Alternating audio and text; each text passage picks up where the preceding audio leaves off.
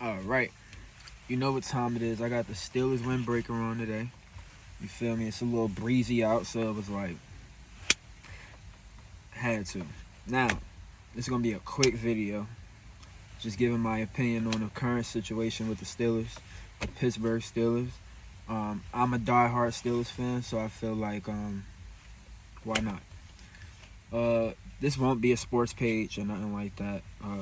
But here and there, I will be, having Steelers rants. Good rants, bad rants. If we win, you really won't hear from me too much on these topics. But best believe, when we losing, yeah, my hairline been wilding lately.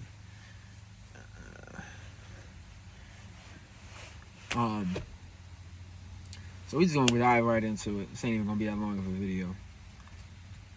Get Mitch Trubisky out of there. I'm not saying he's not a bad quarterback. I'm not saying he's a bad quarterback. I just don't feel like he fits in our organization. Yeah, he's big, can run, all of that. But, everything can't be put on him. The play calling has been horrendous. They try to kind of do too much with a quarterback that is really just a second-string quarterback. He's like a prosthetic leg. No offense. If you got both of your legs, you don't need it. But you miss one or whatever, you get the prosthetic leg in. It still does the job, but it's not a long-term situation. That could be... Forget all of what I just said, guys. I apologize. I don't want to offend nobody. Let's just forget about that analogy. That wasn't a good analogy. Let's get back to it. Mitch Trubisky is not the guy, all right? He could be second string. We need to put Kenny Pickett in. He's hot. Great preseason. The crowd wants him. People are buying tickets. Nobody wants to sit for 4 quarters and watch Mitch Trubisky be the quarterback of the Pittsburgh Steelers. I've been a Pittsburgh Steelers fan since 2009. So I have the right to say this. Kenny Pickett is our guy. Now, like I said, the blame isn't all the way on Mitch. Mitch is coming into a situation where he needs to be led the right way. The right play calls and everything suitable for him. He's missed a lot of throws. His decision making, he doesn't go through his progressions. He doesn't go through his reads. He's not that far off from Mitch Trubisky. I mean, he's not that far off from, what's the guy's name? The third string guy? Exactly. Mason Rudolph.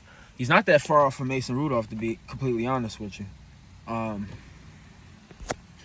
So, somebody was calling me. Kind of threw me off. Long story short, that's on him. The other half is Matt Canada, our offensive coordinator. I'm not impressed. I think he's been with us 2 seasons. And, I just don't think he's the guy. Like, I don't think that, even with Kenny Pickett, I don't feel like Kenny Pickett fits that kind of play calling. A lot of rollouts, a lot of boots. I do like the play action, but without a run game, it's like, so yeah, I feel like Matt Canada has another 2 to 3 games before people should start talking about him being, I wouldn't get rid. I mean, we paid Mitch. Keep him as second string after tonight's game against the Cleveland Browns. If Mitch, I put it like this. If Mitchell Trubisky cannot lead a drive tonight against the Cleveland Browns, I'm not talking about the defense. Mitch, Fitzpatrick gets a pick and returns it 20, 30 yards, or Cam Sutton or whoever, Witherspoon, whatever. We'll get the Witherspoon. I'm not talking about them getting a turnover and then the ball already being on the opponent's side of the field, and Mitch Trubisky throws a little 2-yard outpassing Najee Harris. I'm not talking about that. I'm talking about us getting the ball first, or them getting the ball first. They punt the ball, or they score.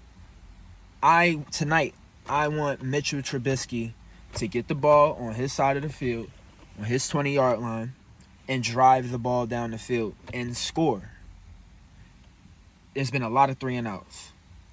I forgot our punter's name, which is horrible. I really apologize. I think he's number 6. But he's had hell of a punts. He should not be punting that much. So that's that. Now, to get on to I'm going to leave the wide receivers. I'm going to leave because it's pretty self-explanatory. All the receivers saying they're getting open. Well, Pickens said that everybody's getting open. They look frustrated. The route concepts are garbage. Dudes are running into each other. Some fault on the receivers, because you should you should have practiced this enough. I'm not a football player. I'm in a wheelchair, so I know people are like, what do you know? I watched football for a very long time. But anyway, getting on to the defense. It's not bad. I don't feel like Levi Wallace should be in the slot. He was in the slot,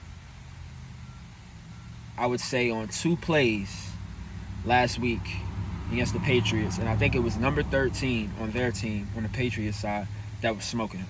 He was running like slants, post routes, deep slants, just attacking the middle of the field, and Wallace could not keep up.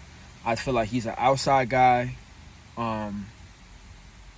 Witherspoon, I like that our cornerbacks can tackle, but when Witherspoon is 6'2", I think he's 6'2" or 6'1", that play where he got mossed, that should have been a pick. I get it's early in the season, but hopefully these guys are like watching their films and going through their fundamentals or whatever they got to do as a cornerback. I like the safety play, but Fitzpatrick can only do so much. So the DBs need to tighten up.